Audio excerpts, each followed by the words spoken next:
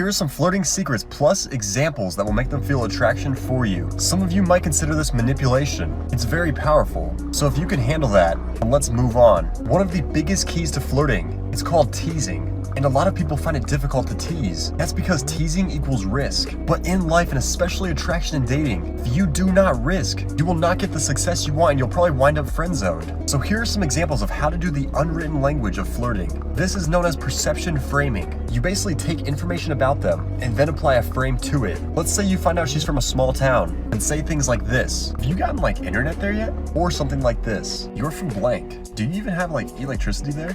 Notice the tonality in my smirk. It's not negative, it's not like it's judgment. Or else you just look like a dick. You need to keep it fun, playful, and challenging. Here's another great example. If she says she's from Texas and say something like this, it's getting a little late. Don't you have like a rodeo to get to or something? Flirting is all about your sub-communications. If you have ever had a conversation with your crush go dry and awkward, then watch this. And what I'm about to tell you will also work if you believe the conversation is getting too deep before enough attraction was built up. Keep in mind what makes conversations interesting. If it can be immediately applied to the other person, if they perceive it as valuable, if it focuses on their self-interests. If you're in person and the conversation goes dry, select a small game, rock, paper, scissors, tic-tac-toe, and especially 2 truths, 1 lie. You may think this is cheesy, but Robert Greene talks about in his books that competition with the opposite sex stems arousal. In that moment, you're focused on each other. We subconsciously tell ourselves, if I'm focused on them, they must have value, which builds attraction. But there's something equal, if not better, than the games, and that is specific questions. For example, what was your favorite memory as a kid?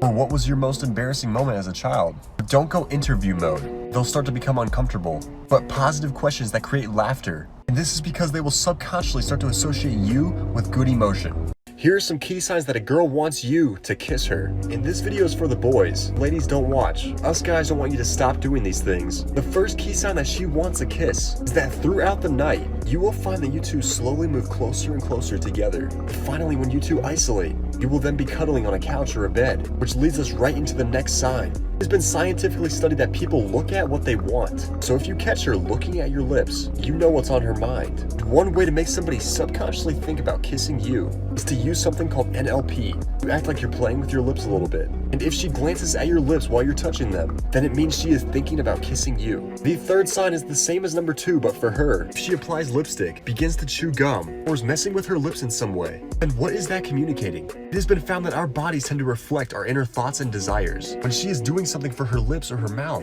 and she is envisioning kissing you. Here are tricks to keep the conversation going with anybody. This is useful for introverts, or if you struggle when talking to your crush, and they are very easy to do. This first one is known as echoing or parroting. They say, I think we should go on a date. Repeat the last word in their sentence. A date? They say something like, I really want to go be an actress in Hollywood. You want to be an actress? Parroting their statements back to them will psychologically make them want to explain themselves, which means you are positioning yourself as high value. This makes you attractive. The second trick is to start asking open-ended questions. Do not ask, how are you doing today? They'll most likely reply with, I'm doing good. This stops the flow of the conversation. This forces you to ask another question, which makes it look like you're chasing. Instead, ask, what have you been up to today? Asking this will give you details that can create more conversation.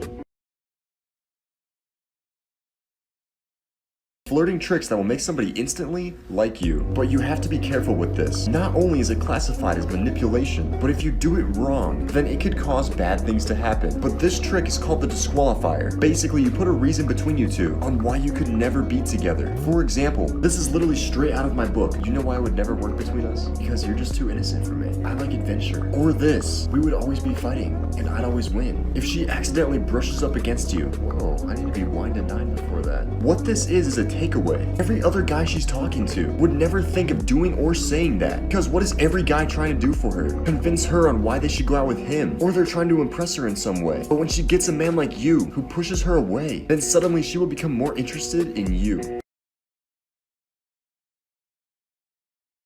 Here are things girls secretly want, but will never say. Girls have all dealt with that one guy who they give their number to, or even go on one date with, and they do not stop texting her or calling her. The girls get so annoyed. It's because when you make yourself too available, always reply quickly to every text, or you drop what you're doing just to respond, her interest will drop. Instead, give the gift of excitement. Excitement is also another word for uncertainty. Humans naturally crave uncertainty. It's why we love watching movies we do not know the ending to. It's why the majority of of the world loves watching sports because you don't know who's going to win. When somebody tells you the ending to a movie you wanted to see, then subconsciously you have less interest in it. It is the exact same for girls. If she does not know what to expect from you or when she's going to hear from you, then it will make you exciting and attractive.